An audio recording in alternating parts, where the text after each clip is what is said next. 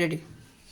আজকে গার্মেন্টস শ্রমিকদের trade union ও শ্রম আইন বিষয়ক প্রশিক্ষণে গার্মেন্টস শ্রমিকরা আসলে কারখানার মধ্যে মিড লেভেল ম্যানেজমেন্টের মাধ্যমে যে নির্যাতন জুলুমের শিকার হয় সেটা আসলে বাস্তব রূপ দেখা তাদের কাছ থেকে শুনতে পেলাম।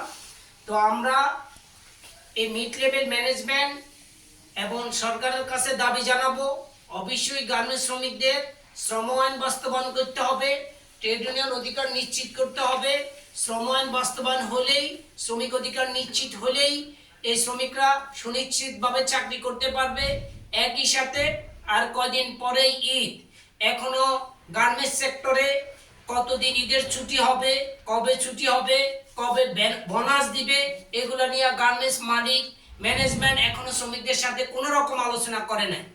আমরা মনে করি ফেডারেশনের পক্ষ থেকে অবশ্যই শ্রম সেক্টরে যারা আছেন, বিজিএম, বিটিএম, শ্রম অধিদপ্তর, শ্রম মন্ত্রণালয় সহ অবশ্যই শ্রমিকদের সাথে আলোচনা করে কবে তাদের ঈদের ছুটি হবে, কবে ঈদ বোনাস হবে, এই সব কিছু নিয়ে আলোচনা করে অবশ্যই শ্রমিকদেরকে তাদের বাসের টিকিট কাটার, ট্রেনের টিকিট কাটার সুযোগ করে দিবে।